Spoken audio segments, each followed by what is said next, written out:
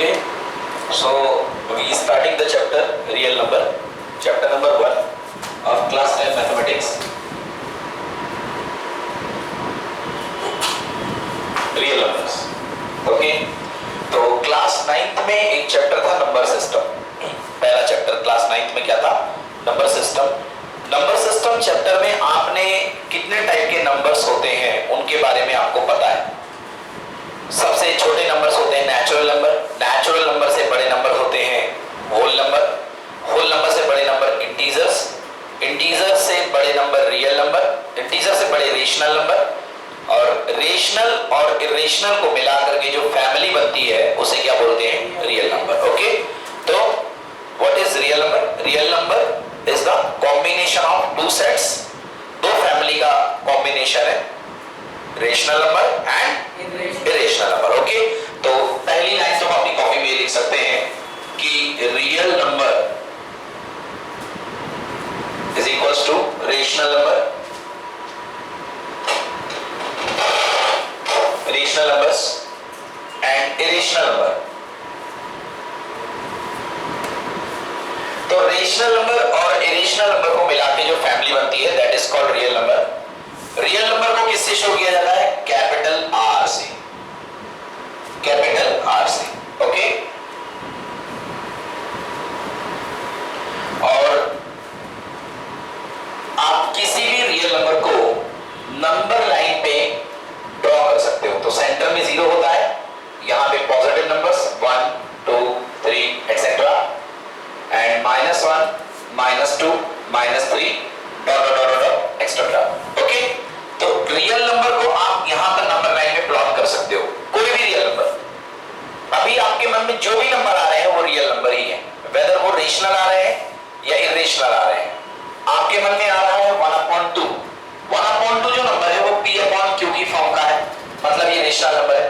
और last year आपने 1/2 को प्लॉट करना सीखा है. 1/2 का एग्जैक्ट मीनिंग होता है 0.5. तो ये 0 और 1 के बीचों बीच में होगा ना. और फिर आपने लास्ट ईयर √3 का भी रिप्रेजेंटेशन पढ़ा है, शायद आपको याद हो तो. √3 को आप एक नीचे ऐसा कुछ बनाते थे, ये लेंथ लेते थे 1, ऊपर ऐसा कुछ लेते थे, फिर इसको प्लॉट करके यहां गिराते थे. याद आया? तो ये पॉइंट √3 होता था. तो खैर अभी हमको जरूरत नहीं है, बट अभी हमें इस आइडिया की जरूरत है कि हम किसी भी रियल नंबर को नंबर लाइन में प्लॉट कर सकते हैं. हमें इस बात का विश्वास होना चाहिए कि हम दुनिया के किसी भी नंबर को नंबर लाइन में प्लॉट कर सकते हैं. ओके, तो ये हो गई रियल नंबर की बात. अब रियल नंबर चैप्टर में मैं आपको बता देता हूं कि अगर फैमिली की मैं बात करूं तो सबसे छोटी फैमिली है नेचुरल नंबर. नेचुरल नंबर के ऊपर बड़ी फैमिली कौन सी है? Whole number. होल नंबर से बड़ी कौन सी फैमिली है? इंटीजर्स. इंटीजर्स को Z से डिनोट करते हैं. इंटीजर से बड़ी कौन सी फैमिली है? Rational number. समझ में आया? रेशनल के साथ एक थोड़ा सा अलग पार्ट है दैट इज कॉल्ड इरेशनल. ये तो रेशनल और इरेशनल को मिला करके जो फैमिली बनती है, मतलब ये वाला पार्ट अंदर का पूरा और ये वाला पार्ट, तो rational plus irrational equal to real. ठीक है ना? क्लियर है ना? रेशनल और इरेशनल मिलाकर के रियल नंबर बनते हैं. अब इस चैप्टर में सबसे पहली जो हमें चीज सीखना है वो है एलसीएम एंड एचसीएफ. हेडिंग डालिए एलसीएम एंड एचसीएफ. अभी तक आप एलसीएम और एचसीएफ कैसे करते थे?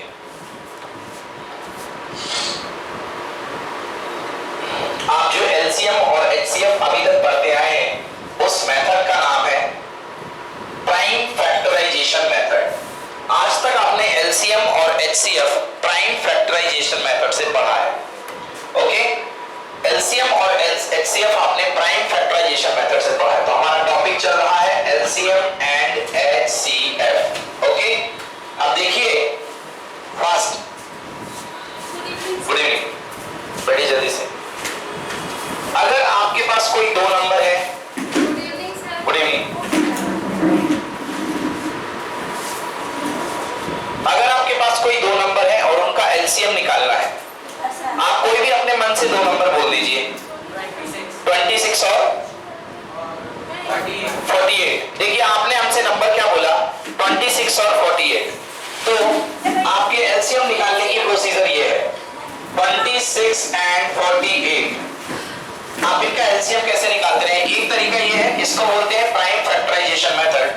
डोर क्लोज कर देना बेटा। 2 से कितने बार? 13। ये मैं पहले एलसीएम बता रहा हूं बच्चों, ठीक है ना? मैं इसका एलसीएम बता रहा हूं। 2 से 13 बार, देन 13 से 1 टाइम, और कोई चॉइस नहीं है। ओके, देन 48 का 2 से कितने बार?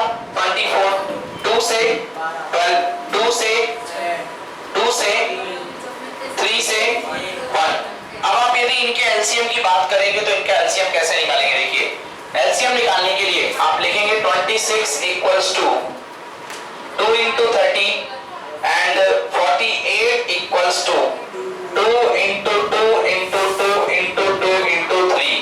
ओके, तो एलसीएम ऑफ 26 and 48 यदि बात की जाए तो देखिए, एक पेयर कॉमन बन रहा है किसका? 2 का, तो ये पेयर कॉमन बन गया 2 का, और कोई पेयर तो नहीं बन रहा है ना? यस सर, इससे पहले आपने कुछ पढ़ा दिया क्या? कुछ भी नहीं है, स्टार्ट हो रहा है एलसीएम एचसीएफ, स्टार्ट ही हो रहा है। तो एक पेयर बन रहा है 2 का, और कोई पेयर तो नहीं बन रहा है ना? तो एलसीएम में केवल आपको वो लिखना है जो कॉमन पेयर बन रहे हैं। सॉरी, एलसीएम में आपको सारे पेयर लिखने हैं, एचसीएफ में कॉमन पेयर। तो यदि आप इसके एचसीएफ की बात करते, HCF of 2, HCF of 26 and 48, answer कितना आता? 2, क्योंकि इनका कॉमन फैक्टर कौन है? 2। इनके दोनों में 2 ही आ रहा है, 2 के अलावा कोई नहीं आ रहा है, तो इनका एचसीएफ 2 होता। मतलब जो दोनों में आए वो एचसीएफ है। समझ में आया ना? एचसीएफ का पूरा नाम हाईएस्ट कॉमन फैक्टर है। मतलब ऐसा सबसे बड़ा नंबर जो दोनों को डिवाइड कर सके, ऐसा सबसे बड़ा नंबर जो दोनों को डिवाइड कर सके। देखो जी, ऐसा सबसे बड़ा नंबर जो दोनों को डिवाइड कर सके। एक एग्जांपल लेते हैं हम, जैसे हमने ले लिया 36 and 60। देखो जी, 36 और 60, 36 को डिवाइड कौन कौन कर पाता है? 1 डिवाइड करता है, 2 डिवाइड करता है, इसको भी 1 करता है, इसको भी 2 करता है, 3 भी कर लेगा, इसको भी 3 कर लेगा, 4 कर लेगा, 4 कर लेगा, इसको 5 नहीं कर पाएगा, इसको 5 कर लेगा, इसको 6 कर लेगा, इसको भी 6 कर लेगा। देन इसके बाद इसमें इसको 10 डिवाइड नहीं करेगा, इसको 10 डिवाइड करेगा, इसको 12 डिवाइड कर लेगा, इसको भी 12 डिवाइड कर लेगा। ओके, देन 18 इसको डिवाइड करेगा, इसको 15 डिवाइड करेगा, इसको कोई नहीं कर पाएगा, आप सीधे 36 डिवाइड करेगा, और इसको 30 डिवाइड करेगा, है ना? बस, और 60 डिवाइड करेगा।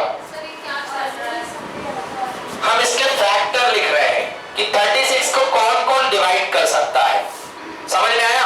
36 को कौन कौन डिवाइड कर रहा है। अब देखिए, इन फैक्टर में कॉमन फैक्टर कौन कौन सा है? ये कॉमन फैक्टर है दोनों में, क्योंकि दोनों डिवाइड कर रहा है। ये भी कॉमन फैक्टर है, ये भी कॉमन फैक्टर है, ये भी कॉमन फैक्टर है, 12 कॉमन फैक्टर है, 6 भी कॉमन फैक्टर है। बट इन कॉमन फैक्टर में सबसे बड़ा कॉमन फैक्टर कौन है? 12। समझ गए ना? सबसे बड़ा कॉमन फैक्टर जो है 12 है। तो यस, तो सबसे बड़ा कॉमन फैक्टर 12 है, मतलब एचसीएफ कितना आएगा? 12। एचसीएफ बताता है कि हाईएस्ट कॉमन फैक्टर, मतलब दोनों नंबर्स में, दोनों नंबर को कौन सा नंबर होगा जो इक्वली डिवाइड करेगा, और वो नंबर सबसे बड़ा होगा। डिवाइड तो 1 भी कर रहा है, डिवाइड तो 2 भी कर रहा है, डिवाइड तो 3 भी कर रहा है, डिवाइड 4 भी कर रहा है। समझ में आया? क्लियर है ना? तो बट 12 डिवाइड करेगा। अभी इस पे हम एक एग्जांपल पे बात करेंगे। तो यदि एचसीएफ निकालना है इसका, तो ऐसा तो अपन नहीं कर सकते इतने सारे लिख करके। एचसीएफ निकालने का मेथड यही वाला होगा। ये हमने अभी एचसीएफ निकाला है, एचसीएफ ऑफ कैसे निकालते हैं? 26 और 48 का कॉमन फैक्टर। और वैसे यदि देखा जाए, अभी इस क्वेश्चन को देखें, 36, चलिए 36 को कॉमन फैक्टर करते हैं, और 60 प्राइम फैक्टराइजेशन करिए। 2 से कितने बार? 18, 2 से 9, फिर कितने से? फिर यहां पर 2 कितने से? 2 कितने से? यहां पर 3 कितना? फिर कितना? 1 हो गया। अब इनको अरेंज करिए। 36 equals to 2 into 2 into 3 into 3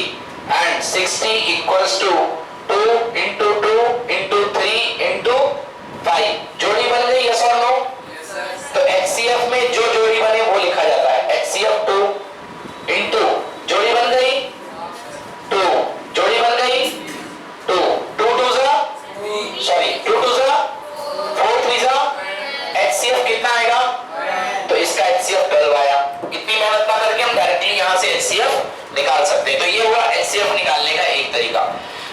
अब क्या है कि कुछ लोग एचसीएफ करने के लिए बहुत सिंपल रूल यूज करने लग गए हैं। ये वाला रूल मैं बता रहा हूं आपको।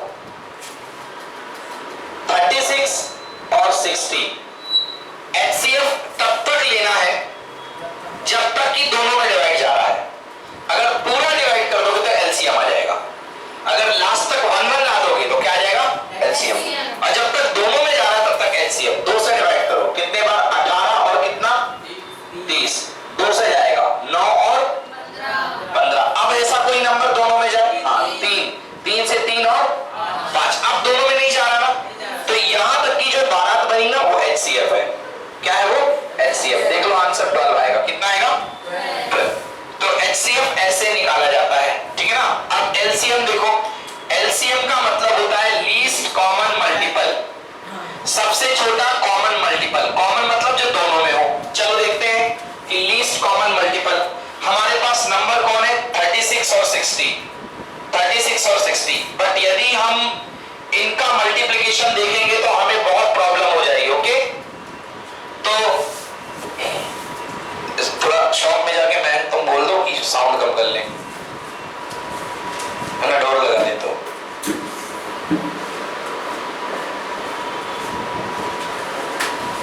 तो यदि हमारे पास कोई नंबर है, अब इन्हीं का हमें एलसीएम निकालना है। तो एलसीएम कैसे निकालोगे? देखो, एलसीएम ऑफ 26 एंड 48।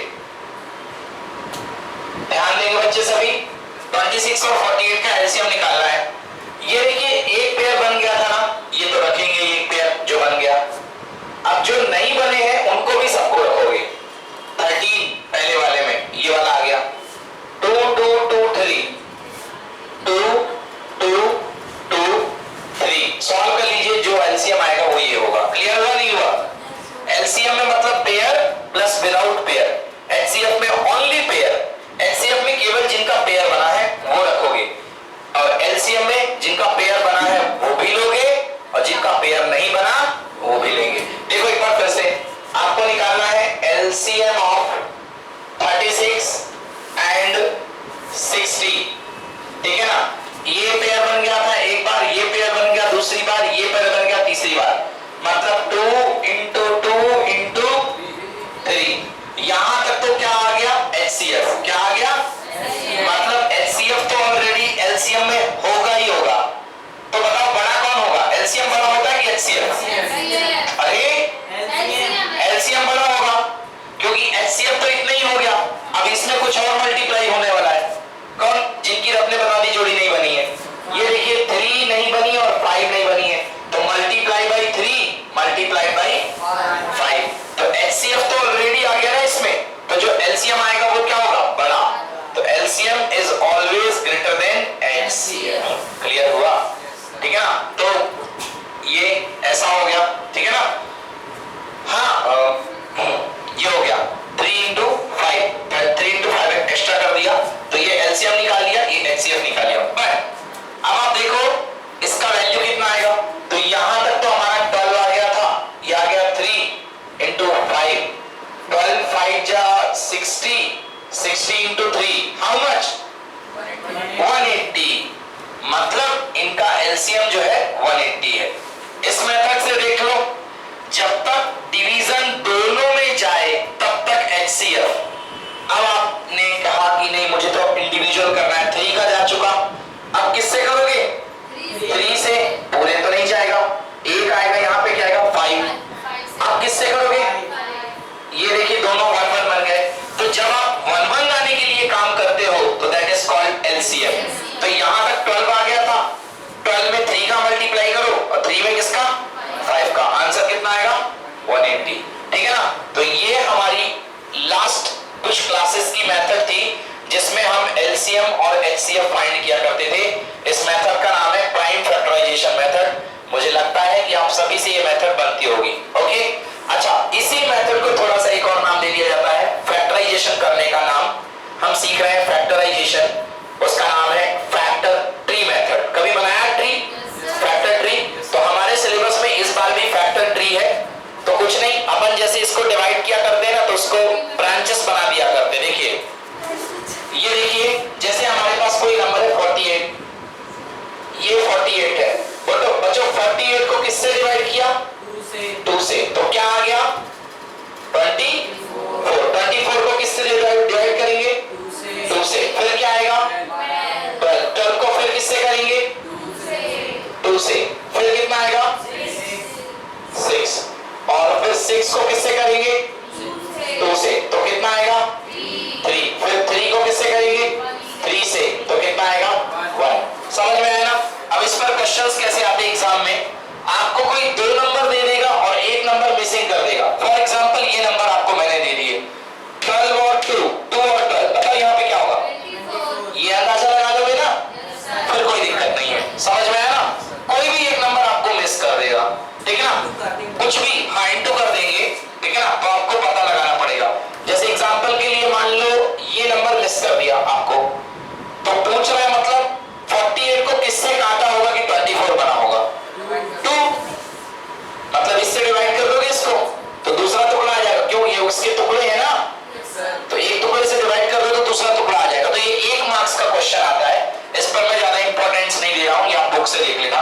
हमारी जो पहली मेथड है आज की जिसको हम पढ़ने जा रहे हैं, जिसका नाम है यूक्लिड्स डिवीजन लेमा, ठीक ना? यूक्लिड्स का डिवीजन लेमा हम पढ़ने जा रहे हैं। Chapter number 1 Euclid division lemma method chapter number 1 में।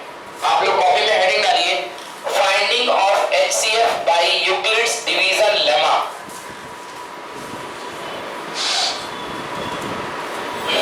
Finding of HCF by Euclid's division lemma.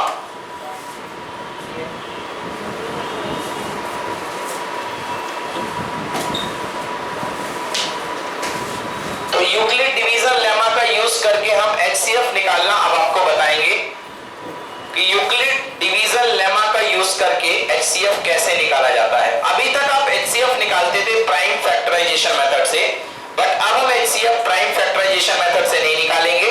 अब हम एचसीएफ निकालने के लिए एक नई मेथड का इस्तेमाल करेंगे जिसका नाम है यूक्लिड डिवीजन लेमा, ठीक है ना? अब लेमा यूक्लिड मैथमेटिशियन का नाम है, डिवीजन मतलब इसमें हम डिवीजन जैसा कुछ करने वाले हैं। Lemma LEMMA Euclid division lemma. अब ये क्या होता है लेमा का मतलब?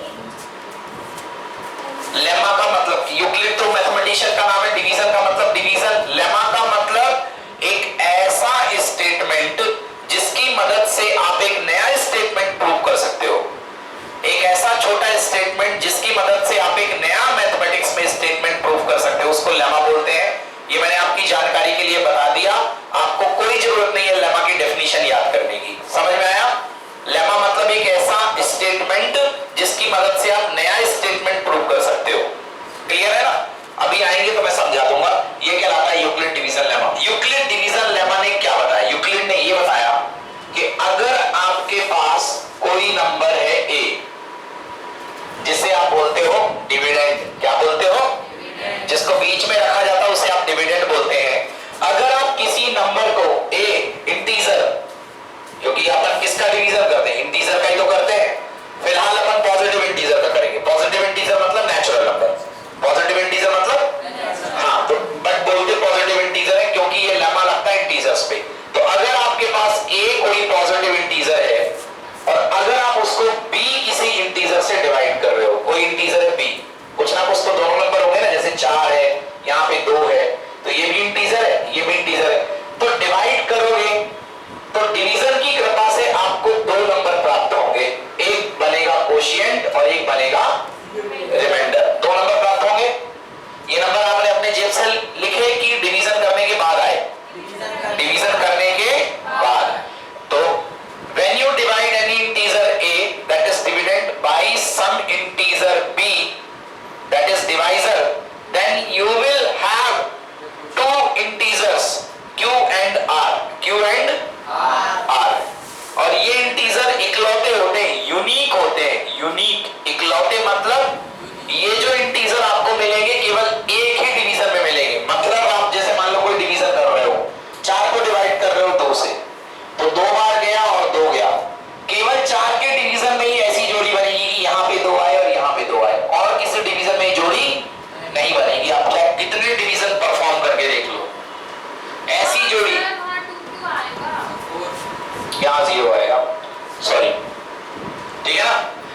से डिवाइड किया, 2 आएगा, यहाँ पे 0 आ गया। तो डिवीजन की ऐसी जोड़ी आपके पास केवल इसी वाले डिवीजन में बनेगी। अगर आप नया डिवीजन परफॉर्म करोगे आपके पास अलग जोड़ी बनेगी। देख लो, अगर आप 6 से डिवाइड, 6 को डिवाइड करते हो 2 से, तो कितने बार जाएगा? 3 बार। रिमाइंडर कितना आया? 0। क्वोशिएंट कितना आया? 3। जो हाँ लो 3 से कर लो, 3 से करो। आप 4 को किसको 6 को, बट आपने ये चेंज कर दिया ना, आपने ये चेंज कर दिया ना। आप इन दोनों के लिए, इन दोनों के लिए ये दोनों इकलौते होंगे। समझ रहे हो? उस वर्ड का मतलब समझा रहा हूं जो बुक में लिखा हुआ है, यूनिक। यूनिक मतलब इकलौते। मतलब अगर आप किसी पर्टिकुलर नंबर ए को किसी पर्टिकुलर नंबर बी से डिवाइड करते हो तो आपको 2 पर्टिकुलर नंबर मिलेंगे, क्यू और आर। इसके बाद आप लिख सकते हो वही, क्या पढ़ के आए हो? Dividend equal to divisor into quotient plus remainder. तो लिख सकते हैं a equal to b q plus r, a equal to b into q plus r. ये है यूक्लिड्स का स्टेटमेंट। साथ में एक शर्त रहेगी, बेटा ये बताओ रिमाइंडर की कम से कम वैल्यू क्या होती है? 0। अगर पूरा का पूरा डिवाइड हो गया तो रिमाइंडर कितना आता है? 0। और अगर नहीं डिवाइड हुआ तो रिमाइंडर की वैल्यू हमेशा इससे कम आती है जिससे आप डिवाइड करते हो। पता है ये बात? जैसे आप 4 से डिवाइड कर रहे हो, किसी नंबर को 4 से डिवाइड कर रहे हो, तो डिवाइड करने पर रिमाइंडर क्या क्या बन सकता है? 0 बन सकता है, हाँ, 1 बन सकता है, 2 बन सकता है, 3 बन सकता है, 4 नहीं बन सकता, क्योंकि 4 बचेगा तो फिर से 4 बन जा, रिमाइंडर 0। मतलब जो रिमाइंडर होगा वो 0 से स्टार्ट होगा और हमेशा b से क्या होगा? छोटा। इसको बोलते हैं अपन यूक्लिड्स डिवीजन लेमा। समझ गए? इस स्टेट को बोलते हैं अपन यूक्लिड्स स्टेटमेंट को बोलते हैं यूक्लिड्स डिवीजन लेमा। लिखो Euclid's division lemma.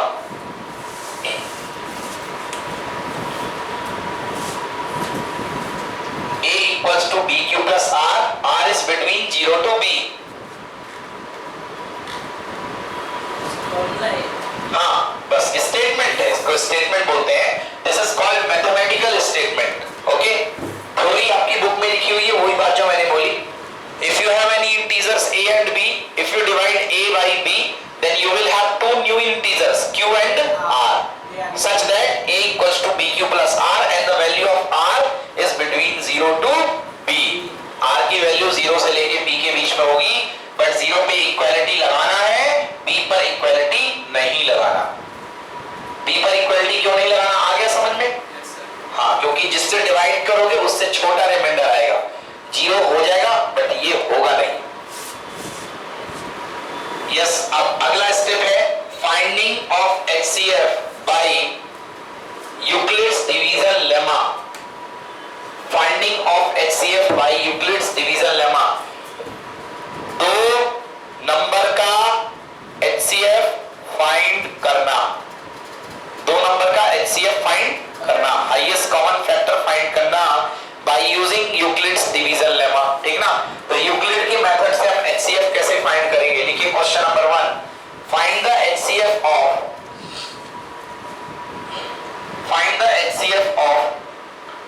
135 and 225।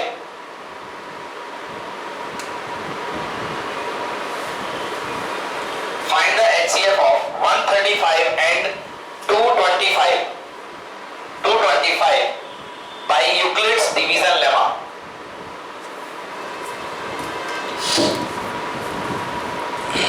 by Euclid's division lemma। Okay, ये एग्जाम में क्वेश्चन आता है। Okay, use Euclid's division algorithm. हाँ, एल्गोरिथम भी बोल सकते हैं इसको, एल्गोरिथम भी बोलते हैं। जिस प्रोसेस को आप बार बार करते रहो उसको बोलते हैं एल्गोरिथम, है ना? आप एक प्रोसेस को बार बार करते रहो तो उसको क्या बोलते हैं? एल्गोरिथम। कब तक करते रहो? जब तक कि आपको रिजल्ट ना मिल जाए। समझ गए ना? जब तक आप रिजल्ट ना मिल जाए तब तक आप उस प्रोसेस को करते रहो, तो दैट इज कॉल्ड एल्गोरिथम। आप साल भर में कई बार एग्जाम देते हो, यूटी लोगे, फिर हाफ ईयरली लोगे, फिर टर्मिनल, फाइनल, अलग अलग एग्जाम होते हैं, तो ये एक एल्गोरिथम है। यस, अभी क्वेश्चन की बात करते हैं। हमें 135 का और 225 का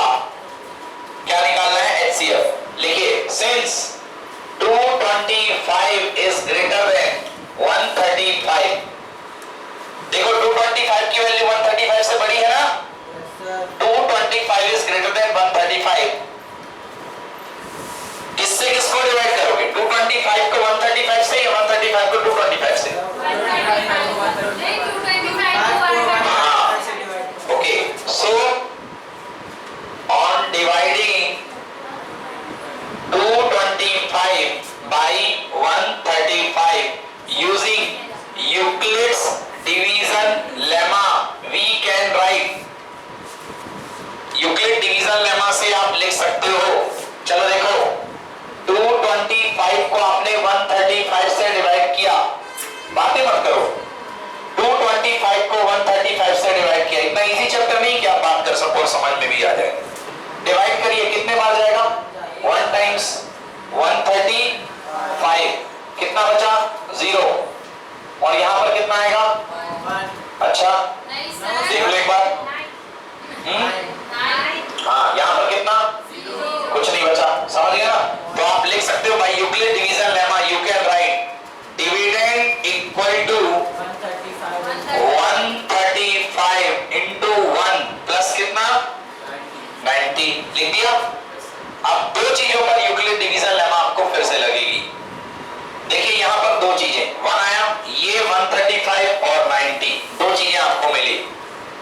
okay, again 135 is greater than 90, 135, ये प्रोसीजर है क्या करने का? HCF का। बार बार यही करोगे, कब तक करोगे? जब तक कि रिमाइंडर 0 ना मिल जाए। हाँ, जब रिमाइंडर 0 मिल जाएगा तो आप चाह के भी कुछ नहीं कर पाओगे, ठीक है ना? तो 135 और 90 आया रिमाइंडर, तो 135 को 90 से डिवाइड करो, 135 डिवाइडेड बाई 90। चलिए ये 90 से डिवाइड किया, 90 बन जा 90, 92 जा 180, कितने बार जाएगा? 1 टाइम, कितना आया? 5, और यहां पर कितना आएगा? 4। Okay, so you can write 135, लिखना पड़ेगा यहां पे by Euclid's division lemma 135 equal to 90 into 1 plus 45। Again clear हुआ? यस, यूक्लिड डिवीजन लेमा किसके किसके बीच में लगेगा?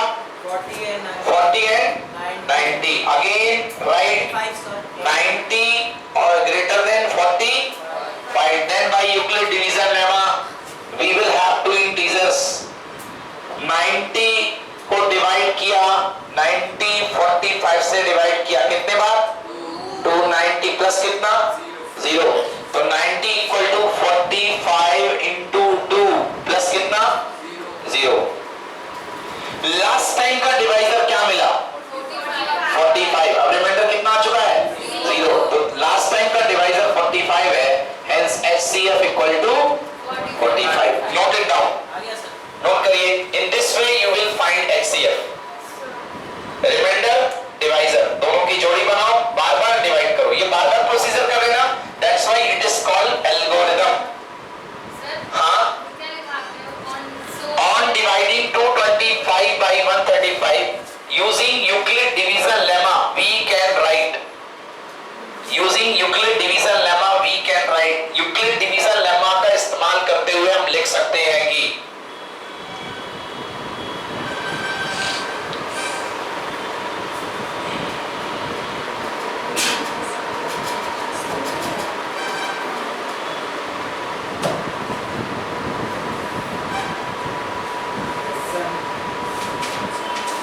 ओके फाइन,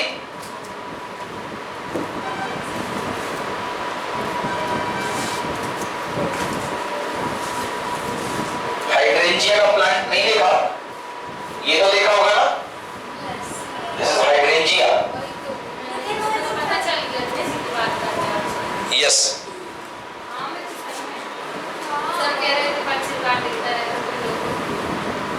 दिखता है ना? नहीं दिखता? Okay, write down the next question. Find the HCF of 196 and, hello, next question, find the HCF of 196 and 38,220। Right, next question, NCERT, find the HCF of 196 and 38,220। Yes, yes, find the HCF of 20.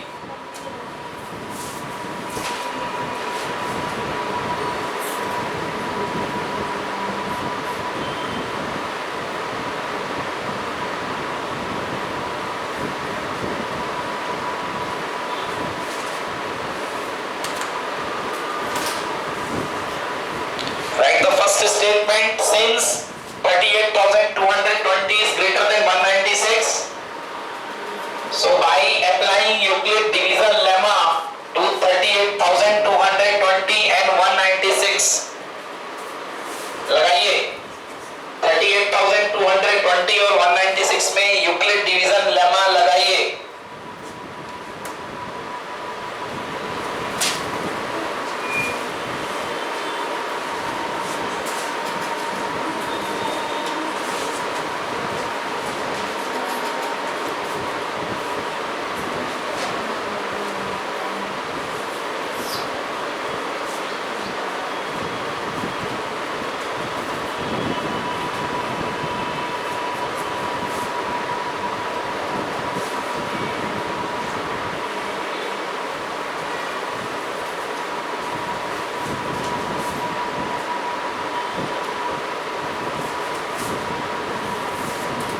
It is very simple.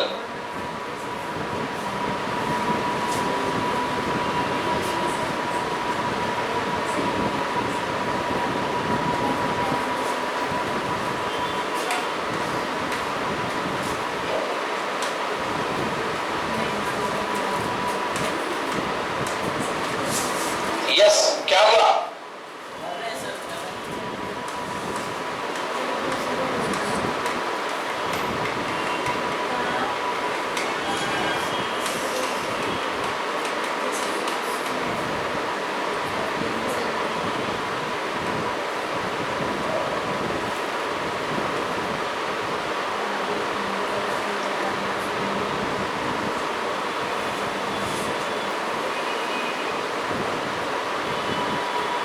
सीधा सीधा 195 times जाएगा division, पहली बार में ही गया। आप divide करेंगे 38,220 को 196 से, तो 195 टाइम्स डिवीजन जाएगा, रिमाइंडर कितना आएगा? 0. So you will write according Euclid's division lemma 38,220 equal to 196 multiplied by 195 plus कितना?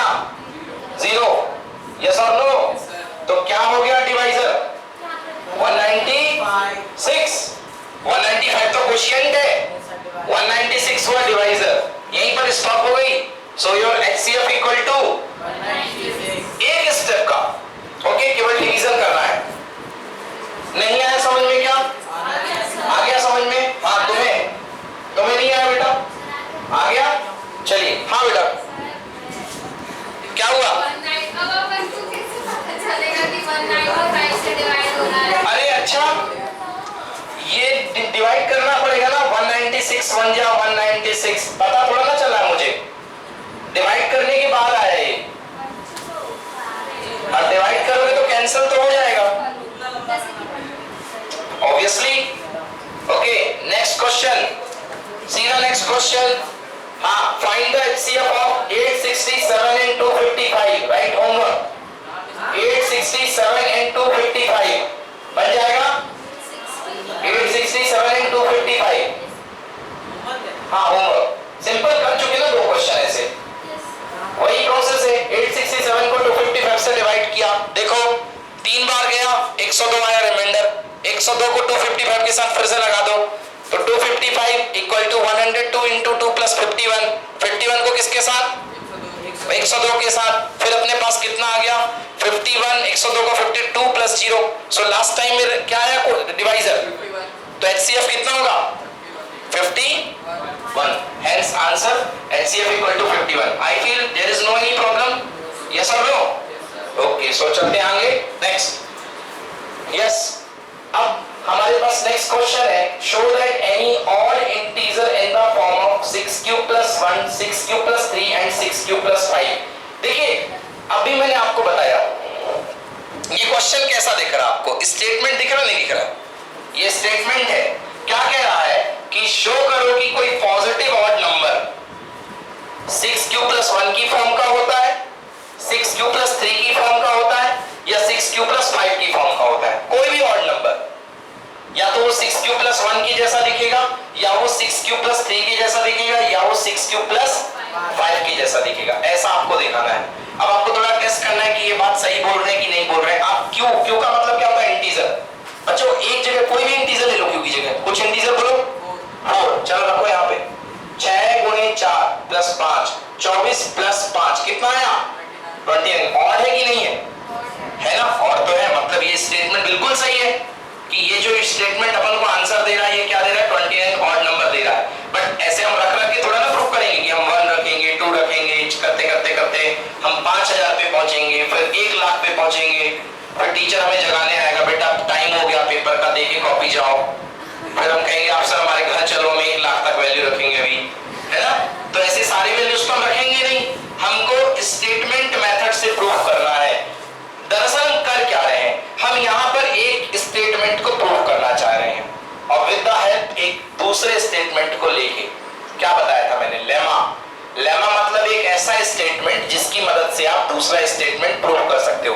तो कभी भी अगर स्टेटमेंट टाइप का क्वेश्चन आए तो आपको लेमा मेथड से प्रूव करना है, यूक्लिड मेथड से प्रूव करना है। लिखिए क्वेश्चन पहले आप, एग्जांपल नंबर 1 आपकी बुक का। Prove that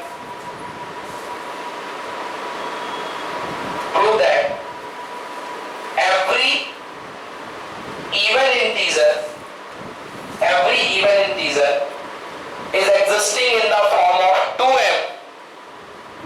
Prove that every even integer existing in the form of 2m and odd integer existing in the form of 2m plus 1. Odd integer existing in the form of 2m plus 1. Okay? तो मतलब आपको क्या बताना है कि कोई भी even integer होगा वो 2m जैसा दिखाई देगा, और कोई भी ऑड इंटीजर होगा वो कैसा दिखाई देगा? 2m plus 1। मैं बहुत सिंपल लैंग्वेज करके पढ़ा रहा हूं, आप ध्यान दो इधर। इवन इंटीजर 2m की जैसा दिखेगा और ऑड इंटीजर 2m plus 1 की जैसा दिखेगा। कोई भी इंटीजर, तो एक इंटीजर तो आपको मानना पड़ेगा, तो उस इंटीजर को हम मान लेते हैं स्मॉल a। लिखिए, late small a b any positive integer. Apply तो ये सब पे होता है, बट हम पॉजिटिव पे करेंगे, हम अपना हेडर नहीं बढ़ाना चाहते। Let small a b any positive integer, b वाला बी, होने वाला बी।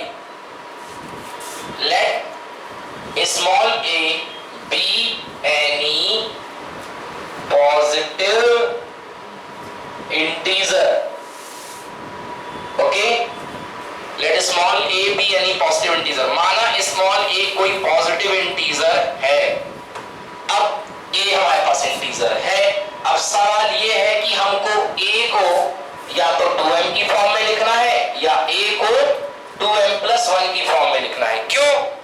क्योंकि उन्होंने इसी इंटीजर के इन दो रूपों में पाए जाने की बात कही है कि कोई भी इंटीजर दुनिया का या तो ऐसा होगा या तो ऐसा होगा। तो इसी इंटीजर को तो लिखेंगे ना दो रूप में। तो मेरा सवाल ये है कि अब इस स्टेटमेंट को देख के बताइए कि a को किससे डिवाइड करना चाहिए? किससे? 2m से। रॉन्ग। अभी आपने पढ़ा है a equal to b q plus r, पढ़ा था? a को अगर b से डिवाइड करते थे q आता था, रिमाइंडर r आता था, तो हम लिखते थे a equal to b q plus r. तो जरा देखो, a equal to 2 into something plus r, 2 से। किससे डिवाइड करेंगे? 2 से। तो यहीं पर देख करके आपको मन में कैलकुलेट करना पड़ेगा कि मैं किससे डिवाइड करूं। अगर लिखा होगा a equal to 6q plus 1, किससे डिवाइड करोगे? हाँ, तो ये अंडरस्टैंडिंग डेवलप हो गई। तो लिखेंगे on dividing a with 2, on dividing a by 2, a को 2 से डिवाइड करने पर if we have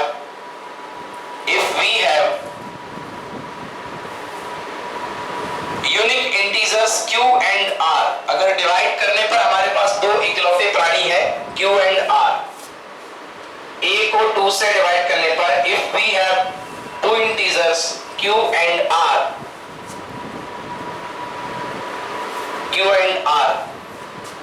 so by Euclid's division lemma we can write, तो यूक्लिड डिवीजन लेमा से हम लिख सकते हैं, Euclid division lemma we can write, Euclid division lemma we can write A equals to 2Q plus R, say yes or no? A equals to 2Q plus R. Mansi बताइए R की value कहां से कहां तक? 0 टू, सही बोल रही थी। B कितना इस क्वेश्चन में? Q भी है 2, 0 टू 2, मतलब रिमाइंडर की वैल्यू 0 से लेके 2 के बीच में होगी। Okay, agree? नेमली या दिस मींस, हाँ, R के केस, R का पहला केस, R की वैल्यू 0 के इक्वल, यस और नो? R की वैल्यू 1 के इक्वल, यस और नो? R की वैल्यू 2 के इक्वल, यस और नो? नो। तो R के दो केसेस बनेंगे 0 और 1। तो नंबर 1 स्टडी करते हैं case 1, when R equal to 0, R equals to 0। तो R इक्वल टू 0 होने पर A equal to 2Q plus R की जगह कितना? 0। A इक्वल्स टू कितना? 2Q, हाँ या ना? किसी भी इंटीजर का 2 के साथ मल्टीपल कैसा होता है, इवन या odd? Even. So this number is what? Even. Okay. So number in the form of 2Q और 2M. बात तो एक ही है, Q की जगह M ले लो, इंटीजर है, Q भी इंटीजर है, M भी इंटीजर है। So 2M will be even number. First case 2M equal to even number. Clear हुआ? Second case R equal to 1. Case second R equals to 1, अब R इक्वल्स टू 1 लेते हैं, सो A equals to 2 into Q plus 1। बच्चों 2Q क्या होता है, even या ऑड? इवन। 2Q होता है इवन, और इवन प्लस 1 दुनिया का कोई भी इवन नंबर में एक जोड़ लो, क्या आएगा? Odd. So this number will be odd, मतलब 2Q plus 1 will be odd. लिखो, hence prove.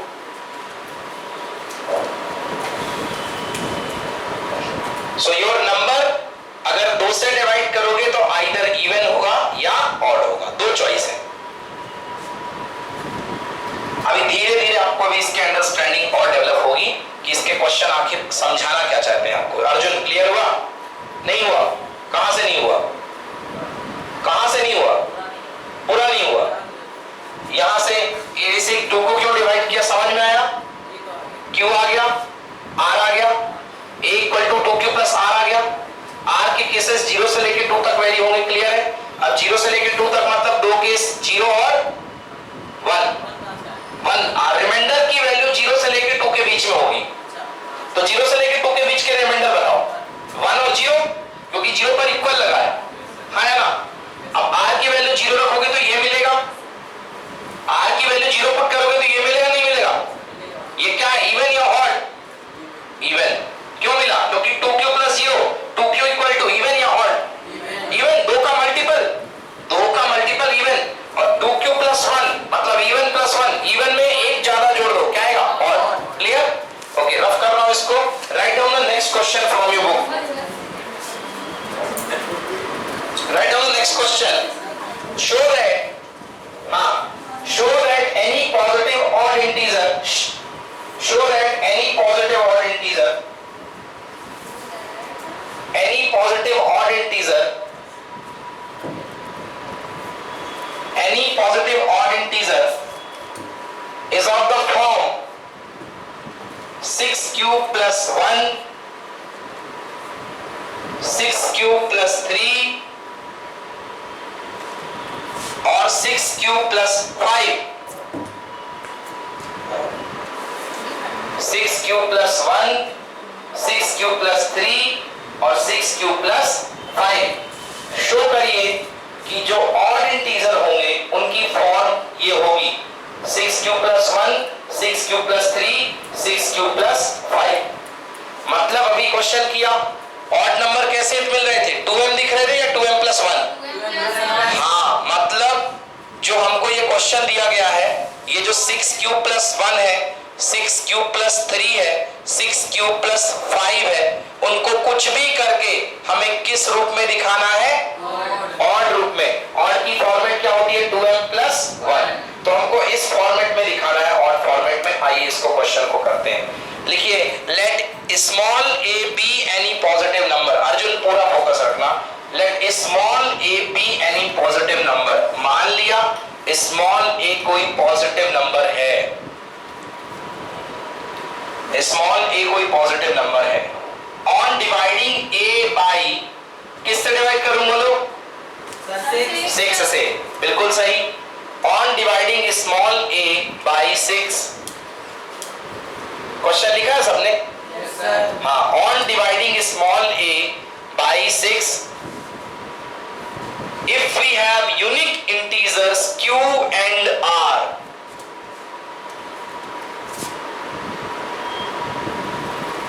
if we have unique integer q and r, अगर हमारे पास इकलौते इंटीजर्स मिलते हैं q and r, so we can write by Euclid's division lemma, so by Euclid's division lemma। अब है क्या लिखूं?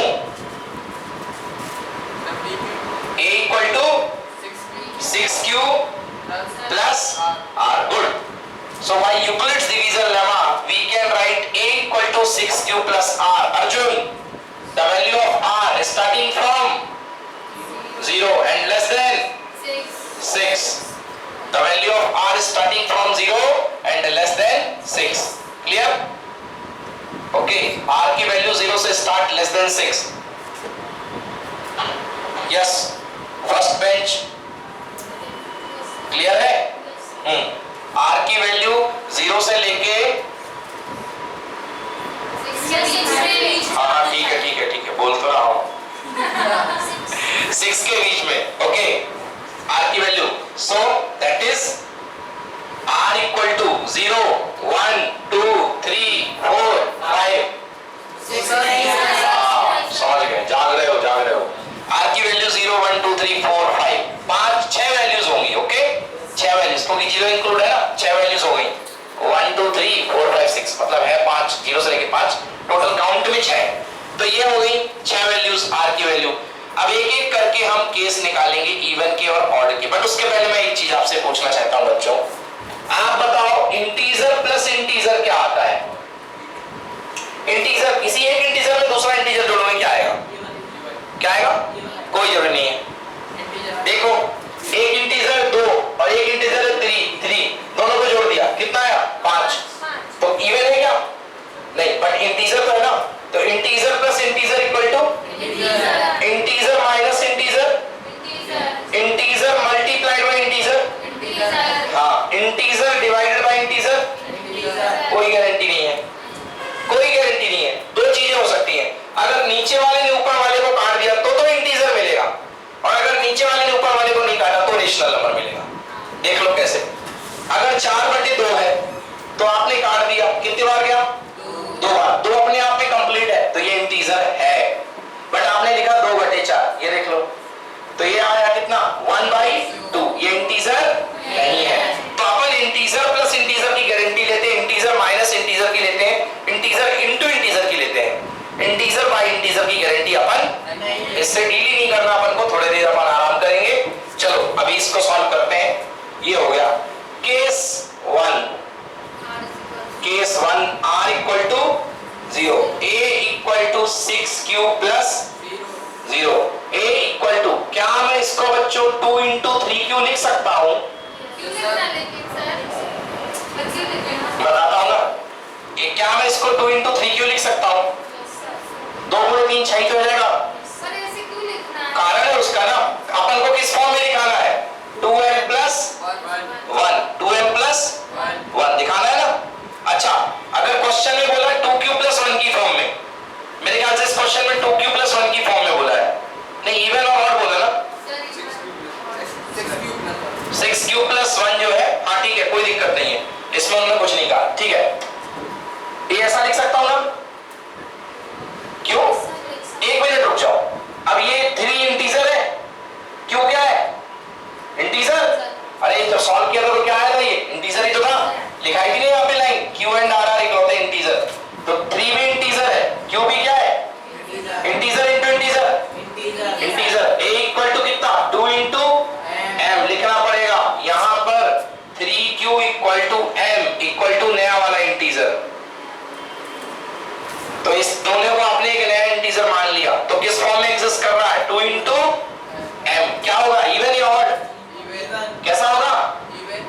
This is even. थोड़ा सा रुक जाओ, अभी सब समझ में आएगा। पहला केस बना लिया, अब दूसरा केस r इक्वल टू 1 पे, हाँ r इक्वल टू 1 पे, a equal to 6q plus 1। इधर सुनो सुनो सुनो, कोई ज्यादा ज्ञान लगाने की जरूरत नहीं, अभी सब समझ में आएगा। a equal to 6q plus 1, 2 into 3q plus 1 लिख सकता हूँ कि नहीं लिख सकता?